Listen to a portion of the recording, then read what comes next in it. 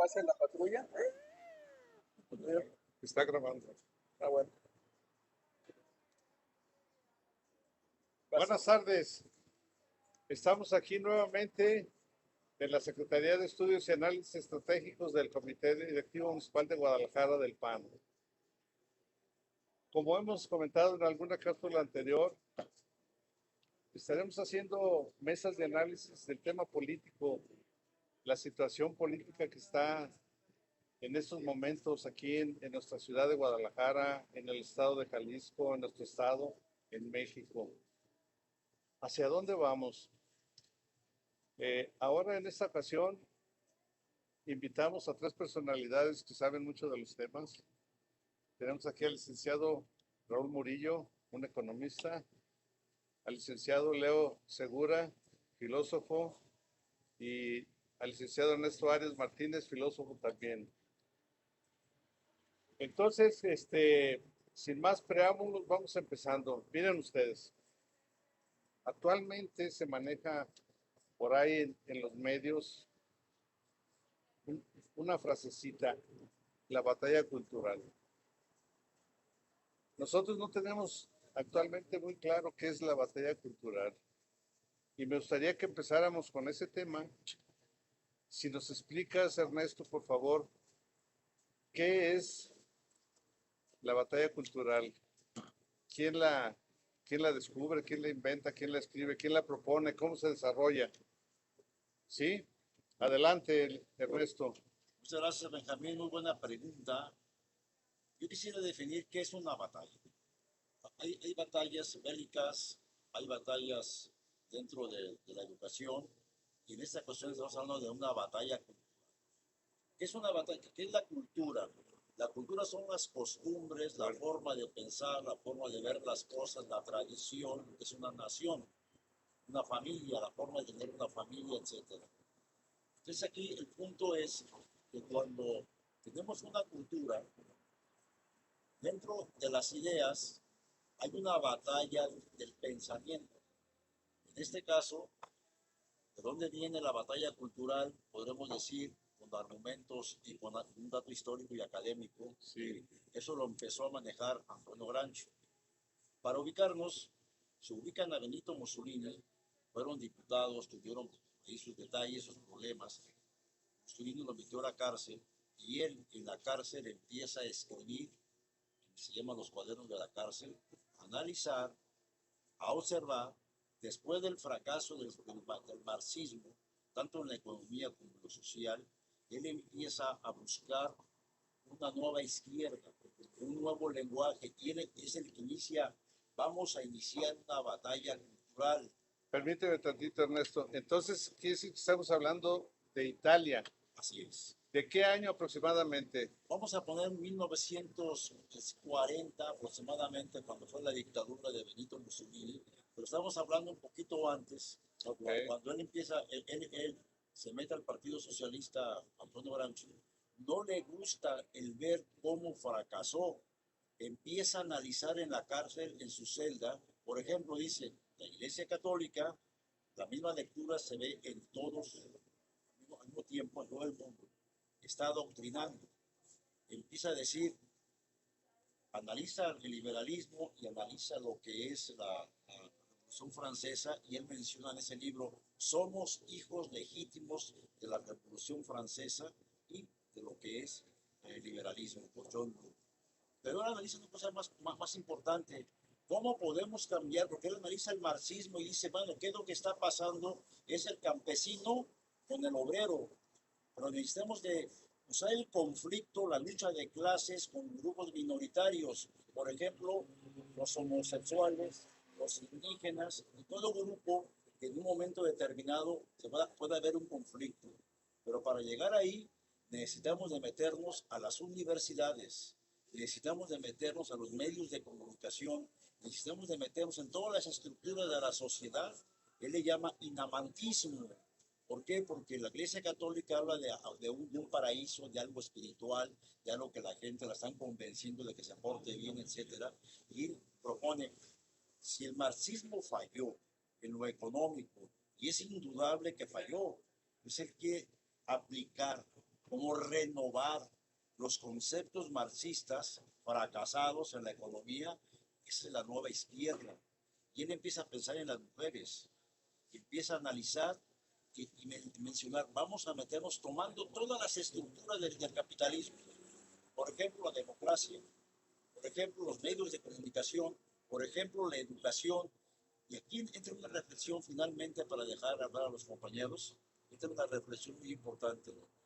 Esas minorías que Michel Foucault, Marcuse, Simón de Beauvoir y muchos más han aprovechado, hay una mayoría silenciosa. Las minorías, vamos a poner un ejemplo, en una universidad, él da clases y somos 30 alumnos, nos quedamos callados. Y una minoría, su pensamiento único hace que por nuestro silencio se aplique la distorsión. Voy a poner un ejemplo.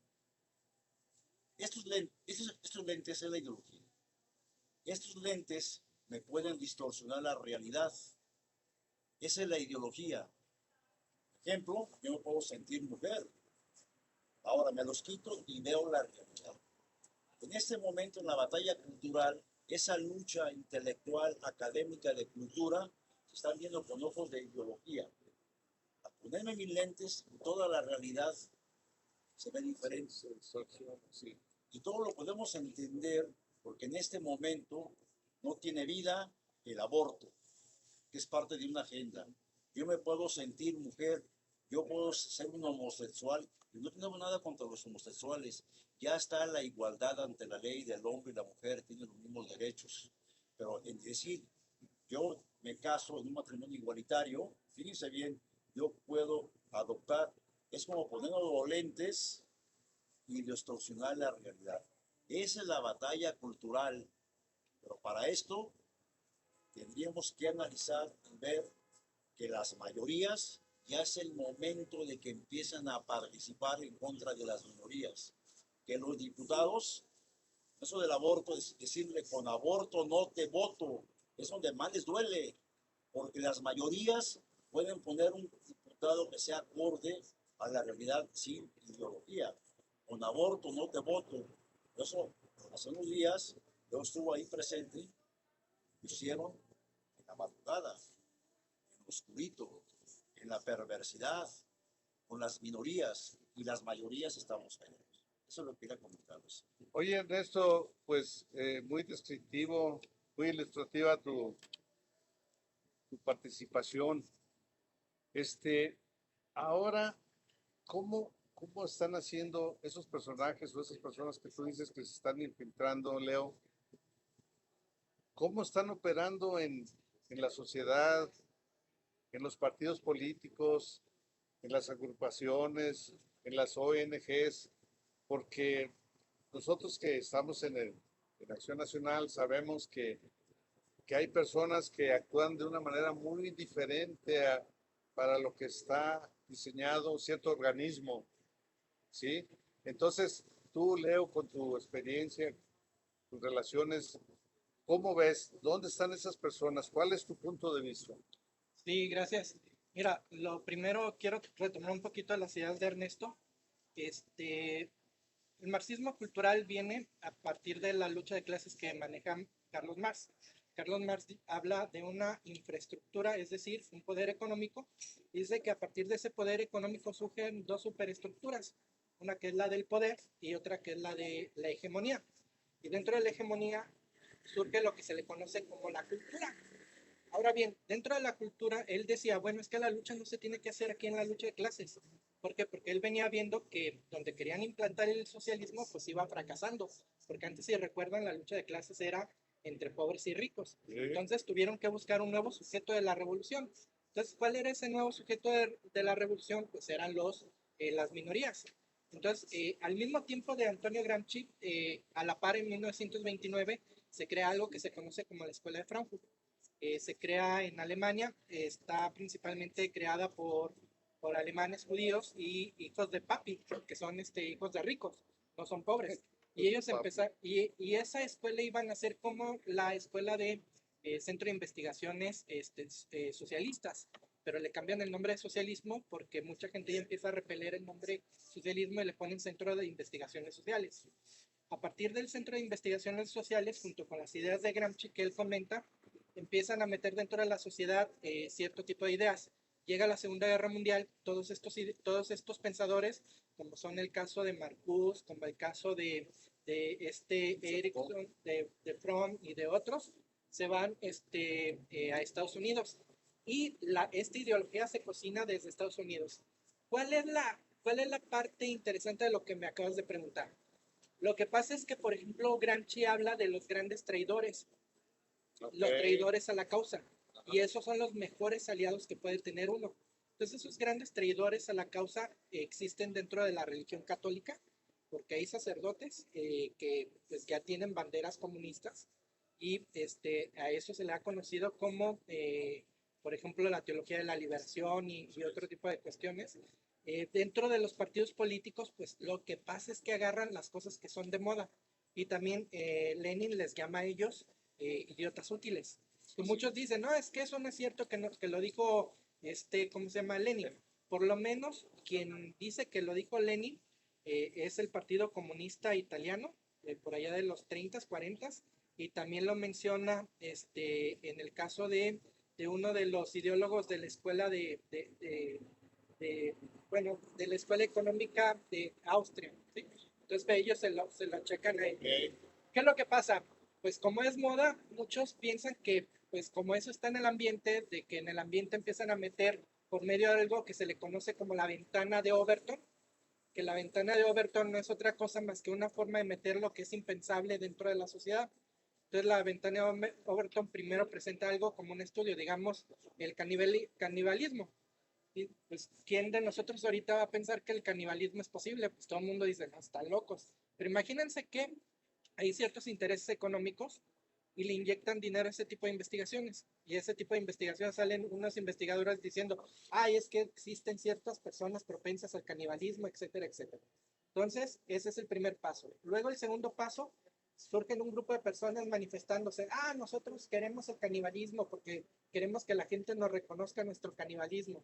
Luego después los medios de comunicación empiezan a manejar eso como un tema, te aparecen de contenidos dentro de la televisión, etcétera. Entonces va siendo un proceso que va tardando años hasta que llega a ser algo que se va a platicar socialmente.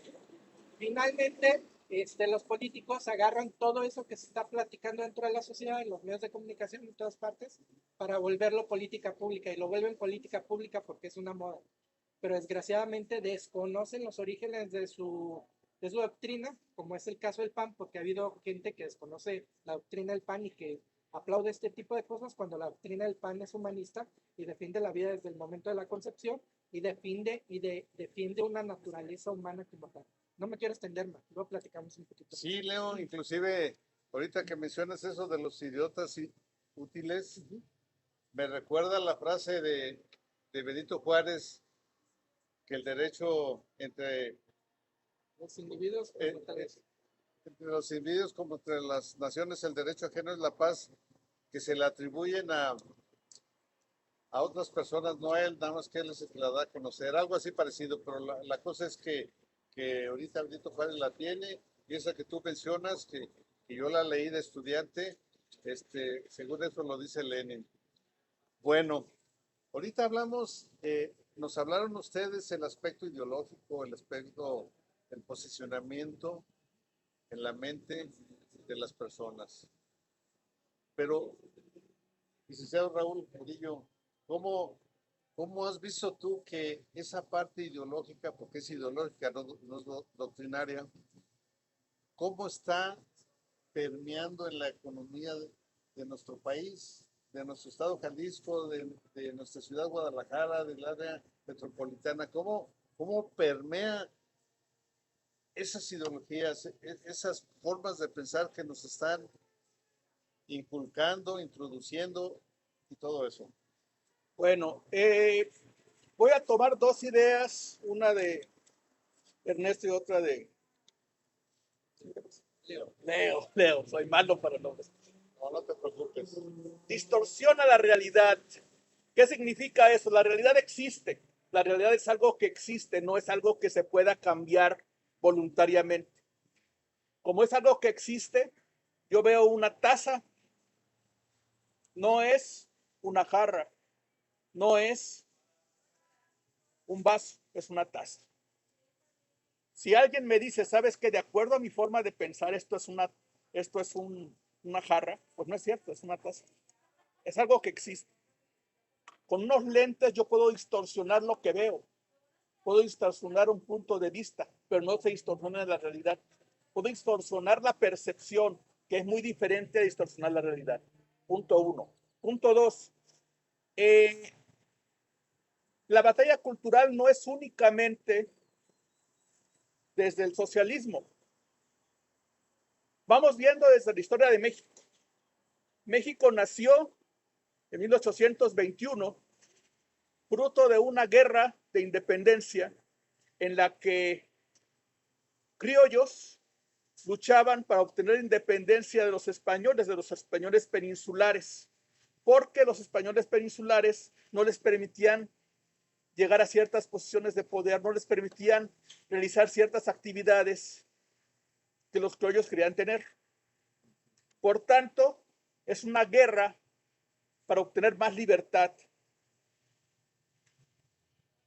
Se llega a un acuerdo entre Agustín de Iturbide, líder conservador, líder realista, con los conservadores, con algunos liberales mexicanos y con el virrey, y se firma la independencia en los tratados de Córdoba. Después se consuma la independencia y a partir de ahí comienza una batalla, vamos a decirle cultural también, pero de otro tipo.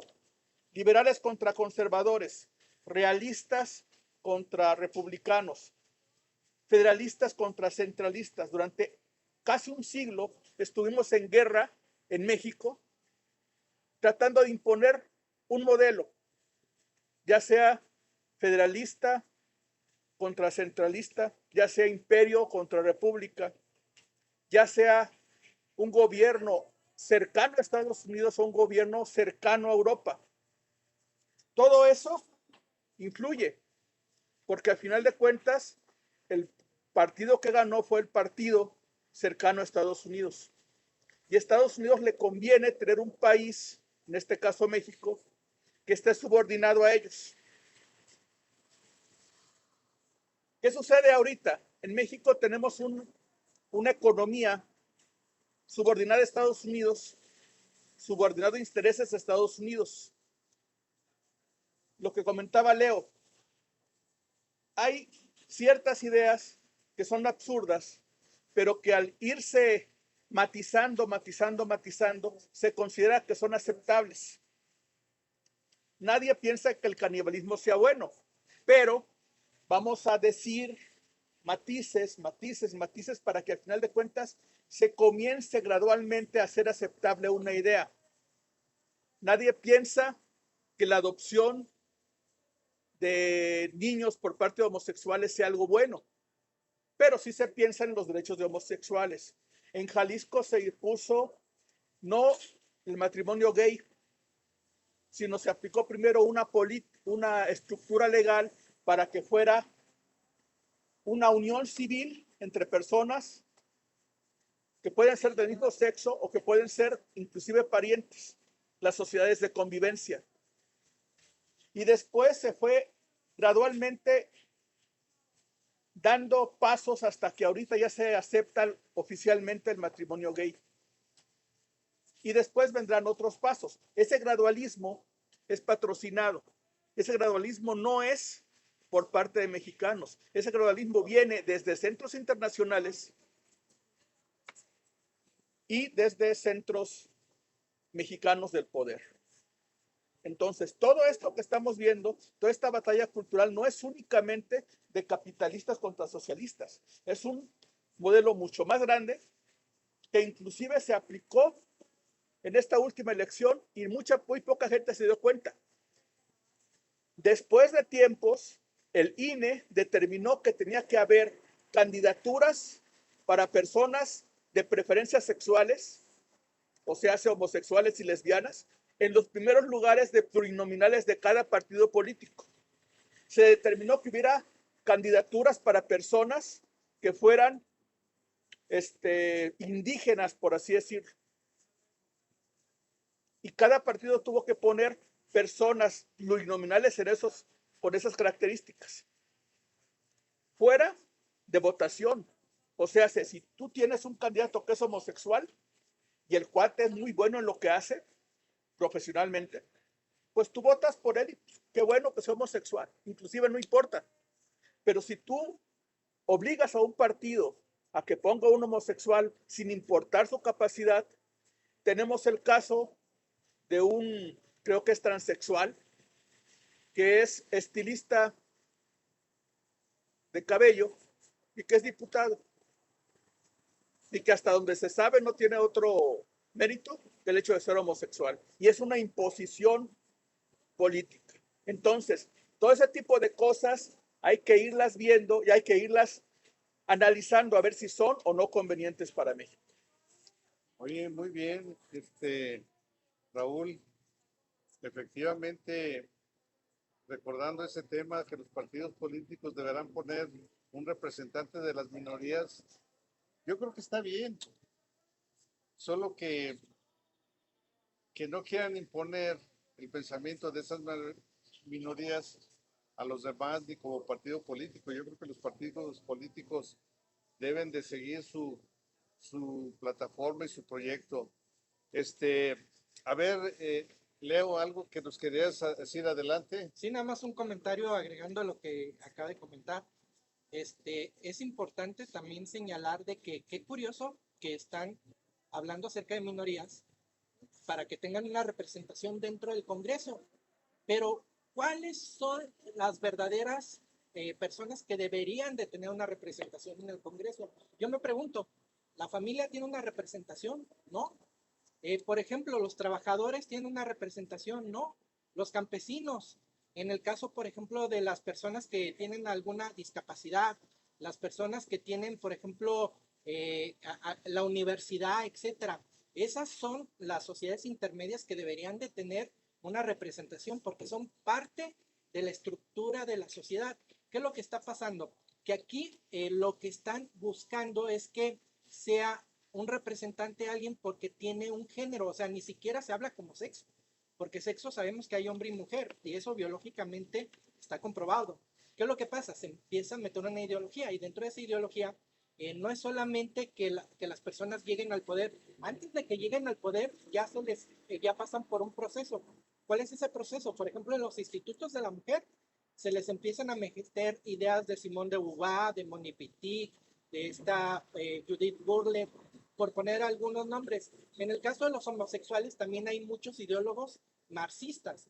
Inclusive todas estas ideas son marxistas porque al final de cuentas te hablan de una lucha, pero ya no es la lucha de clases. Ahora es la lucha de, por ejemplo, el hombre contra la mujer, de una sociedad contra unas minorías, etcétera. Entonces, ¿qué es lo que están buscando con esto? Conflicto, conflicto, conflicto.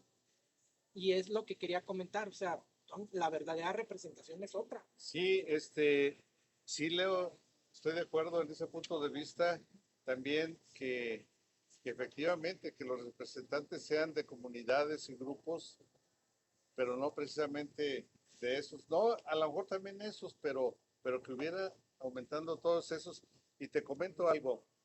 El día de ayer tuvimos la videoconferencia con el licenciado Jaime Cedillo, que es Provida, que fue candidato a diputado por el Distrito 11, a diputado local, y ahí mencionó uno de los espectadores de la videoconferencia, mencionó que si había la posibilidad de hacer la Secretaría del Instituto de la Familia, y parece que van a trabajar por ese aspecto, hablar de la familia, pero falta mucho.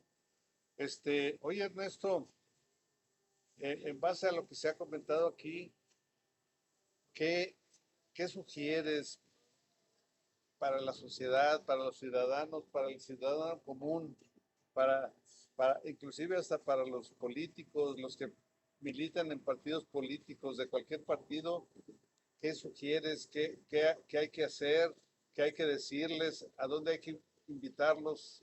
Tu punto de vista, por Sí, favor. mira, me parece muy importante lo que decía Leo, me hizo recordar cuando analizaba a Carlos Marx, él admiraba mucho a un antropólogo, no recuerdo el nombre del antropólogo, donde él por su análisis decía, se iba a la historia, donde estaba el patriarcado, los patriarcados todos vivían en común, pero dice que las mujeres tuvieron hijos. Al tener hijos, pues tuvieron que heredar, y ahí vino la propiedad privada. Y según Marx, ese es el problema, el conflicto de ricos y pobres. ¿Qué es a lo que voy yo? La propiedad privada está en juego, la familia, la libertad. Estoy de acuerdo que diga el economista Raúl Murillo, y diga Leo, y digas tú, César, es correcto, pero lo que ellos piensan viene con su concepto de izquierda de imponerlo autoritariamente. Por ejemplo, lo que decía el economista, de meter una persona gay al Congreso. Ese pensamiento, si analizamos otros países como Argentina y como España, que por cierto España ya está ganando la batalla cultural, hace muchos años empezaba, y ya ahorita van en camino de ganar la batalla cultural. Si vemos otros países, primero iniciaron como aquí el Congreso del Estado, que para mí traicionaron a las mayorías. Después viene el lenguaje inclusivo.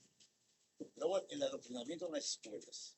Y al niño lo visto como niña y a la niña como niño. Y es decir, fíjate bien, son ideas anticientíficas, antinaturales. Pregunta, ¿cómo puedo saber dónde está la realidad? Si yo digo que es género en lugar de sexo, y si analizamos, por ejemplo, la genética dice que un cabello es hombre o es mujer. Mira, Eso dice la interesante, ciencia, interesante. no lo dice la ideología. A tu pregunta, ¿hemos de la embriología? No es una ciencia difícil, exacta. No es la psicología o pseudociencia. ¿Qué dice esa ciencia? Con eso podemos determinar y entender la realidad. ¿Por qué? Porque si alguien pone autoritariamente desde el Congreso con una agenda, por ejemplo, en el Cairo dieron que hasta 2015 tiene que estar el aborto en todos los países. Fíjate bien, y llegó 2015 no todos los países. Y con carretadas de millones de dólares, por ejemplo, en Argentina les dieron millones y millones de dólares para que dijeran sí al aborto. En México soltaron millones y millones de dólares. La economía está manejada por ciertos grupos siniestros o personajes siniestros. Ahora, lo que dice algo muy importante. ¿Por qué pasa esto? Debemos entender. Michel Foucault, en su libro que es muy conocido, decía, el capitalismo es tan malo que hay que destruirlo. ¿Por qué dicen que esta persona está en la cárcel? Un poder judicial capitalista, ¿por qué está en la cárcel? Y ahí empezó a argumentar los falsos derechos humanos.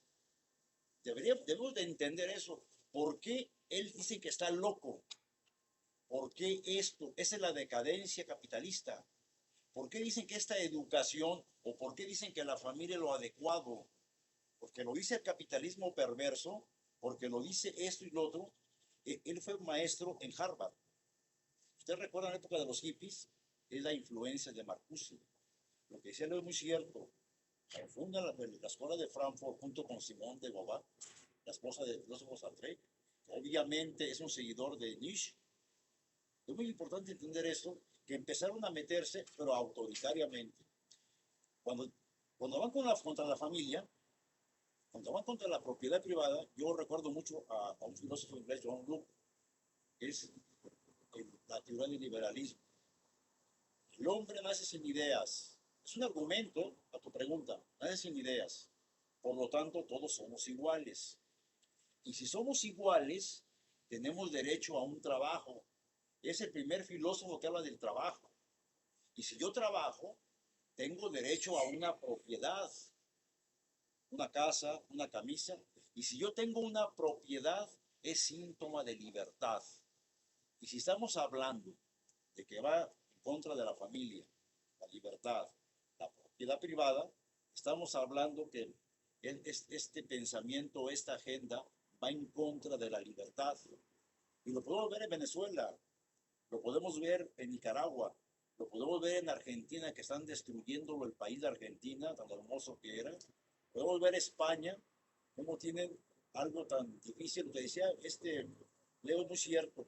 La Escuela Austríaca de Economía con Carl Megel, que viene basado de la Escuela de Economía Prusiana y la de Salamanca, que se enfrenta a la economía clásica de Adam Smith y de un tal Mills, padre e hijo, un tal Mills.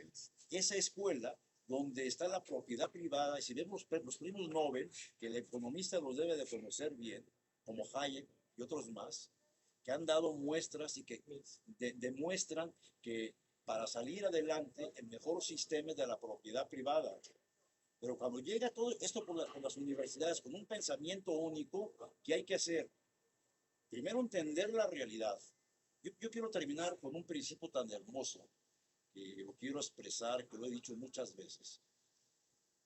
El primer principio del PAN, independiente, más allá que el PAN defienda la vida desde la concepción, si entendemos lo que es la definición de persona humana, me gustaría definirla, me gustaría que Leo analizara, por favor, y el economista y ustedes.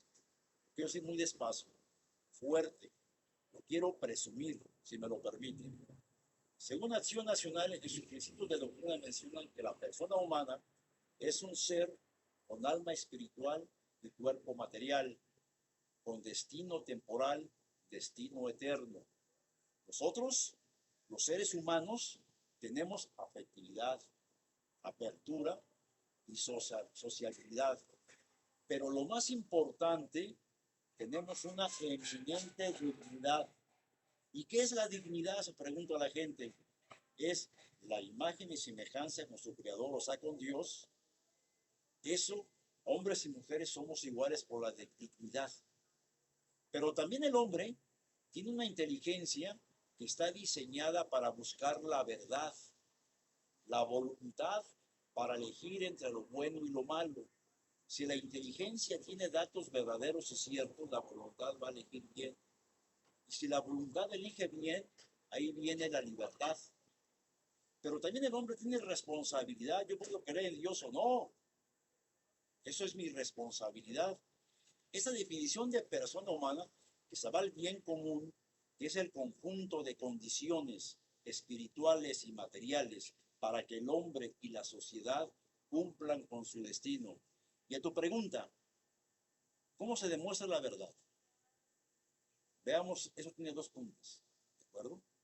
Dicen los liberales que no es individual, que importa a la persona y no a la sociedad. Tú vas de rico, Leo, no te importan los demás. Dicen los de izquierda y malos de ahorita que no más importa la sociedad y no el hombre. ¿Qué dice Acción Nacional? Que el hombre tiene cuerpo material, alma espiritual, destino temporal, destino eterno. Si alguien me dice que tiene una punta, mienten políticamente. Si Acción Nacional dice que tiene dos puntas, es una realidad como lo acaba de definir bien el economista, ¿de acuerdo? Es por eso que yo sigo en Acción Nacional casi 40 años. Es por eso que estamos dentro de esta batalla cultural. Es por eso que me gustaría despertar a las mayorías dormidas. Y es por esto que hemos estudiado a Michel Foucault, a Marcuse, a Sartre, a todos esos filósofos, a estas mujeres como Milik, como Firestone, como Beatriz Hernández, que proponen cosas en contra de la familia, lo que estaba diciendo el economista y lo que dice Leo. Distorsionar todo por medio de una pseudociencia que se llama psicología. Por medio de los psicólogos empiezan a distorsionar. Yo acabo de leer en el Milenio que te mandé que todas las terapias para un muchacho que no se define que si es hombre o es mujer, las van a desterrar por medio de la psicología, no por medio de la ciencia, sino por medio de la pseudociencia. Si ya finalmente definimos lo que es la persona humana, la familia, creo que el camino es el correcto. Lo que hace falta en el PAN son dirigentes honestos, son dirigentes que tengan la capacidad de entender la realidad. Esos dirigentes de Acción Nacional, y se los digo de frente, con esa capacidad de transformar la vida pública, con esos dirigentes nefastos como Lalo Rosales, y lo digo de frente, que toma estas ideas progresistas por un interés económico. No, señores, por eso estamos en esta batalla cultural.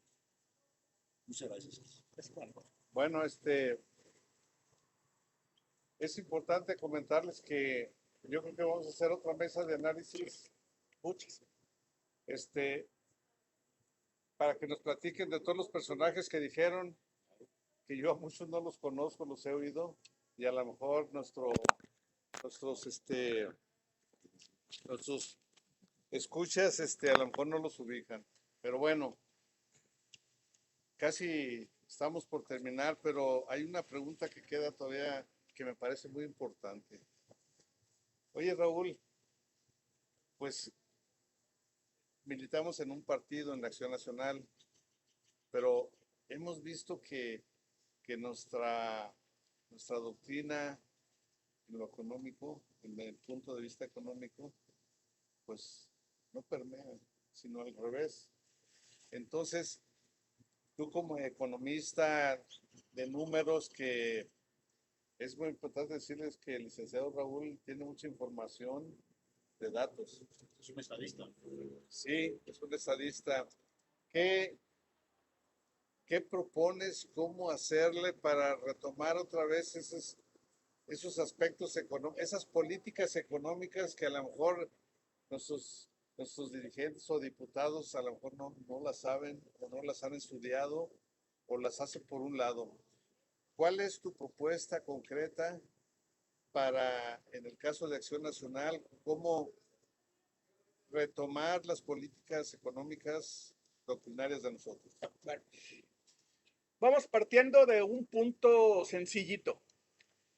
México es un país de mayoría católica. Jalisco es un estado de mayoría católica. Guadalajara es una ciudad de mayoría católica. ¿Por qué entonces vamos a estar conscientes y vamos a consentir que nos impongan ideas que no son los que tienen la mayoría? ¿Por qué consentimos que haya una dictadura de minorías?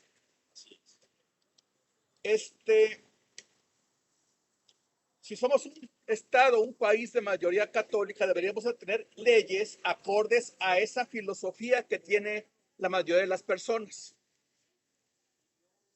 Se puede decir, bueno, por tolerancia. Pues sí, por tolerancia. Pero tolerancia hasta cierto punto.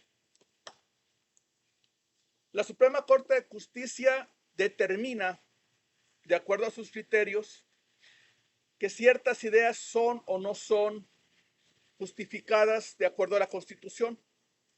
Pero la Constitución misma te establece límites. En Jalisco se determinó que la vida existe desde la concepción y por tanto no estaba justificado el aborto. La Suprema Corte dijo, ¿sabes qué? La ley, la Constitución no determina cuándo comienza la vida, por lo tanto, ningún estado puede decir cuándo comienza la vida, por lo tanto, ningún estado puede eliminar el derecho al aborto porque ellos dicen que es derecho.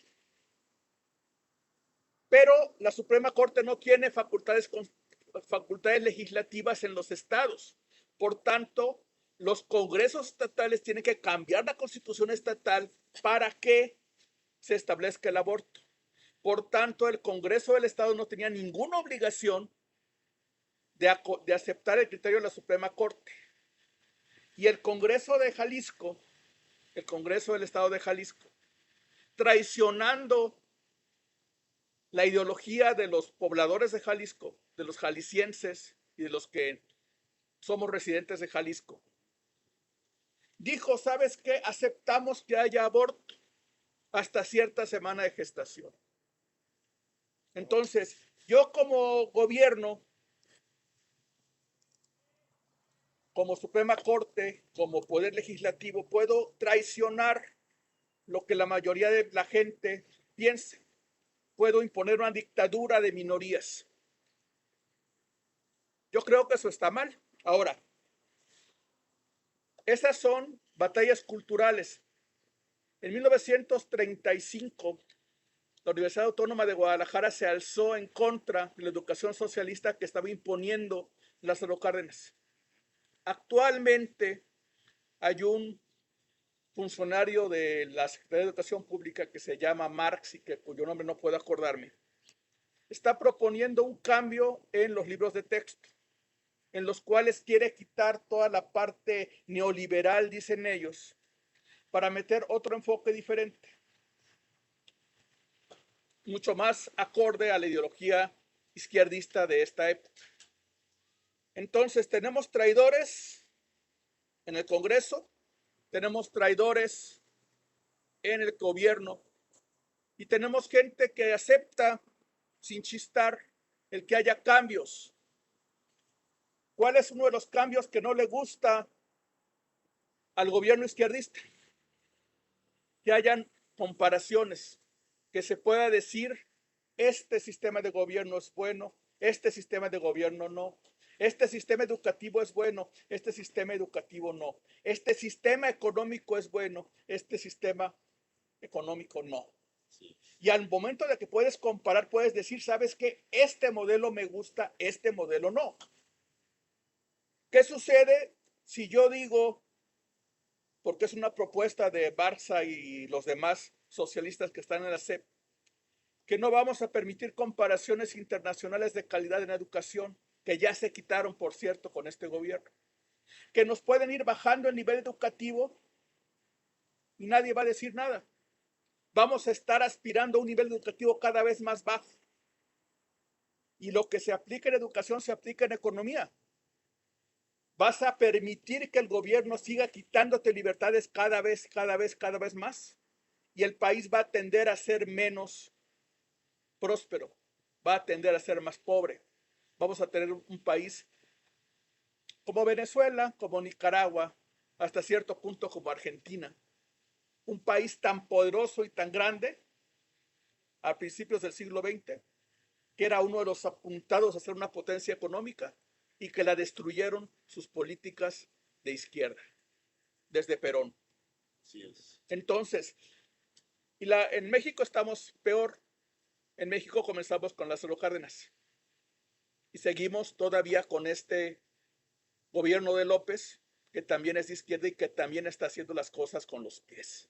Entonces, la batalla cultural no es únicamente en contra del marxismo, es en contra de un sistema que no quiere que se le compare porque sabe que es inferior a un sistema de libertades. Mencionaban a Hayek, mencionaban a von Mises, mencionaban a la Escuela de Austria de Economía. No es la escuela económica más poderosa actualmente, ni siquiera la de Chicago, con Friedman.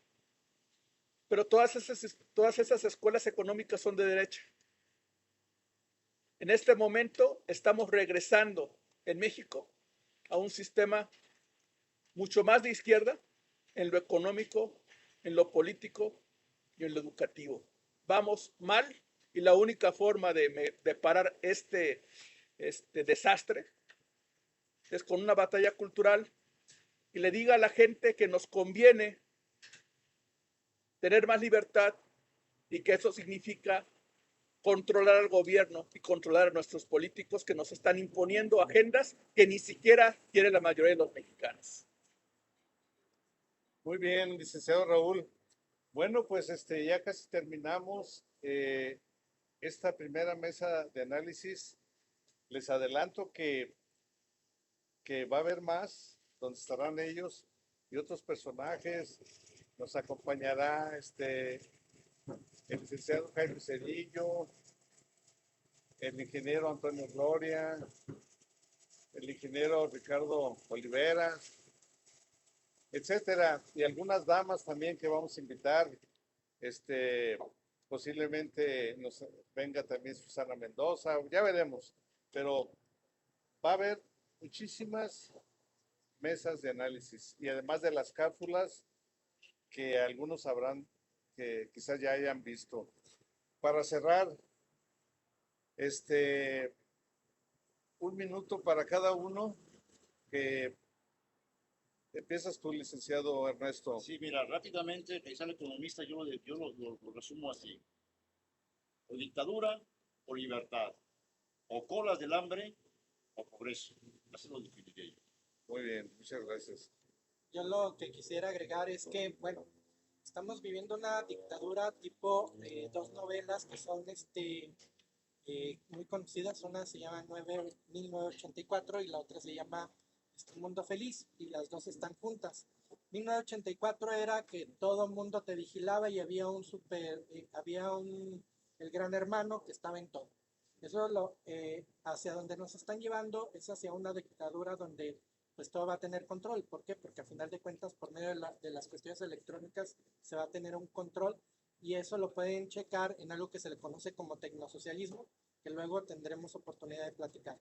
Por otro lado, la dictadura, la de un mundo feliz, pues todo el mundo piensa que está en un mundo feliz porque hay todo tipo de libertades, presuntamente, pero realmente no son libertades. ¿Qué es lo que está pasando? Por ejemplo, están diciendo, bueno, es que si yo me percibo como mujer, pues tú tienes que reconocerme como mujer. Entonces, ¿cómo yo, sabiendo lo que es la realidad, te tengo que reconocer como mujer, y el Estado me va a obligar a reconocerte como mujer y multarme por esa cuestión? Eso lo hace un país totalitario propio, donde no hay derechos. O sea, ya no están solamente coartando tu libertad, sino hasta tu pensamiento. Inclusive en las redes sociales ya no puedes decir ciertas palabras porque te multan. Sí. Y todo esto te está llevando a una dictadura. Y ¿por qué lo están haciendo? Porque destruyendo la familia, destruyen los valores. ¿Por qué el comunismo no ha triunfado? Porque los valores es donde se cimienta la familia. Si tú tienes una familia destruida, pues ya no va a haber valores. Entonces, ¿qué es lo que están destruyendo dentro de la familia? Dos cuestiones importantes: la estructura y la función. La estructura es, despedaces la estructura y a cualquier cosa que se parezca, le vas a llamar familia o le vas a llamar matrimonio. Y la función es la finalidad. Cualquier cosa que pueda tener una finalidad. Por ejemplo, dicen que la finalidad del matrimonio es el amor. No, es una parte de las finalidades, pero la finalidad es la procreación, a final de cuentas. Entonces, si tú desbaratas eso, pues por ejemplo vas a desbaratar la base de la sociedad, y por ende la sociedad, y ustedes creen que eso a quienes están arriba no les conviene, pues es obvio, van a controlarlo todo. Y no me quiero extender más. Gracias. Muy amable. Muchas gracias. Licenciado Raúl Murillo. Esto es una taza. Es obvio, es real. No necesitas lentes para verlos diferentes. Es una taza. Estamos viendo la libertad. La libertad significa que yo puedo ver la realidad y puedo actuar en consecuencia. Tengo la libertad de trabajar, la libertad de pensar, la libertad de expresarme. Nadie puede obligarme, o nadie debe obligarme, a llamar a las cosas por algo que no son. Esto es una taza. Un hombre es un hombre, una mujer es una mujer. Si un hombre dice que es mujer, muy su gusto, Sí. por algo será que quiere hacer. Pero no puede obligarme a decir que un hombre es una mujer, aunque se opere. Entonces, la libertad a final de cuentas implica que una persona puede llegar a su fin último, su fin material, su fin espiritual. Tenemos que respetar eso para que tener más progreso todos. La libertad implica que vas a enfrentarte a quien quiere limitarla. El principal limitador actual de la libertad es el gobierno. El gobierno es el único que te puede obligar a decirle a una mujer que es un hombre, o un hombre que es una mujer. O te puede obligar a que si dices una palabra en internet, en Facebook, te pueden censurar. Que si tú compartes un libro o lo quieres vender, te pueden censurar. Que tú tienes cerrados los medios de comunicación si expresas ciertas ideas, aunque esas ideas sean reales. Esta es una taza, pero debemos tener el derecho de verla y de decirle por su nombre. Muy bien. Quiero cerrar esta mesa de análisis con un comentario. Dicen que cada cabeza es un mundo, pero hace muchos años yo leí un libro que se llama El criterio de Jaime Balmes, y decía que la gente dice que cada cabeza es un mundo. Lástima que no haya un mundo para cada cabeza. ¿Qué quiere decir? Que el mundo es redondo, el mundo es esférico, el mundo es así, ya que muchos lo quieren ver diferente, como lo han dicho aquí mis compañeros, pues es otra cosa, pero el mundo es redondo. Así es que muchas gracias y nos vemos en la próxima mesa de análisis. Agradecemos aquí al equipo que está atrás de cámaras y nos vemos en la próxima. Hasta luego. Hasta luego. Es cuanto. Buenas tardes. Tan, tan. Economista, ¿cómo? Ya me lo habías